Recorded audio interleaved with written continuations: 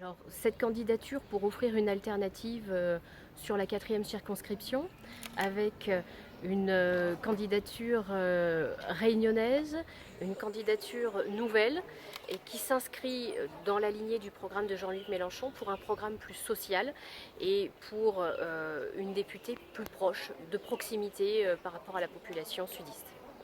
Et justement, le Sud, c'est un territoire que vous connaissez bien. Vous pouvez nous expliquer pourquoi? Alors je connais bien le Sud parce que je suis originaire de Saint-Joseph, parce que j'exerce également la profession d'avocat au barreau de Saint-Pierre. Et donc je connais bien cette région. Je suis moi-même réunionnaise et tout au long de mon parcours professionnel et personnel, j'ai été amenée à travers à La Réunion, dans différents endroits, à exercer et à vivre.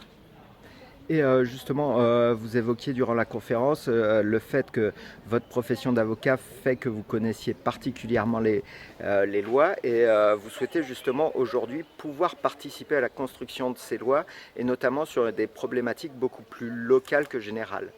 Alors, on s'aperçoit qu'il y a depuis plusieurs années un phénomène d'inflation législative et puis des difficultés d'application des lois qui sont votées à Paris sur le territoire réunionnais. On a une sorte de phénomène de députés hors sol qui ne sont pas suffisamment proches de la population et pas capables de porter la voix des Réunionnais à l'Assemblée nationale. De fait, on a des lois qui sont soit inapplicables, soit complètement inadaptées à notre territoire. Et je crois qu'il est nécessaire de remettre la population réunionnaise et les besoins au centre de la fonction de député pour que l'on puisse porter une voix utile à l'Assemblée nationale. Et il y avait également beaucoup de retours justement sur l'agriculture, le monde agricole, puisque vous expliquez vos grands-parents étaient agriculteurs. Et justement, quel est vous l'intérêt, l'importance de cette thématique?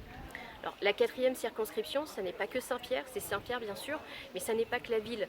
On est sur une circonscription qui est très rurale, donc forcément l'agriculture est un pan de notre programme qui est important.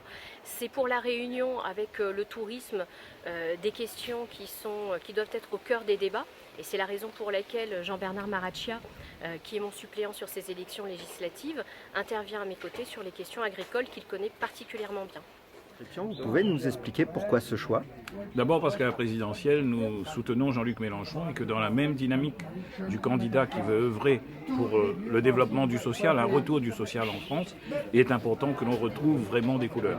Ensuite, sur la 4e circonscription, face aux députés de la droite et peut-être même un député macroniste, M. David Dorion, qui est sortant, eh bien, nous voulons apporter de la jeunesse, du savoir-faire au niveau de l'agriculture, mais aussi permettre d'avoir une nouvelle députée, une femme, qui soit justement capable de porter un programme nouveau et un programme qui apporte, je dirais, plus de place à tout le Sud et pas seulement au Saint-Pierrois. Bien évidemment, nous voulons développer Saint-Pierre, qui est la capitale du Sud, mais nous voulons aussi que Petite-Île, Saint-Joseph, soit également servie et desservie, c'est-à-dire que la candidature d'Emeline Kebidi et de Jean-Bernard Maraccia apporte un vent de diversité dans l'offre politique réunionnaise et notamment sur le Sud.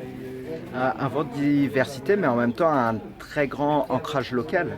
Tout à fait, puisque Emeline est connue à Saint-Joseph, mais pas que, puisqu'elle a son cabinet chez nous, elle exerce en tant qu'avocate, elle est une élue de Saint-Joseph, elle a grandi chez nous, sa famille est à Saint-Joseph, mais elle est aussi inscrite au barreau de Saint-Pierre, elle est connue depuis plusieurs années pour pouvoir y travailler et servir les gens qui sont certes de sa commune natale, mais aussi de Petite-Île et de Saint-Pierre.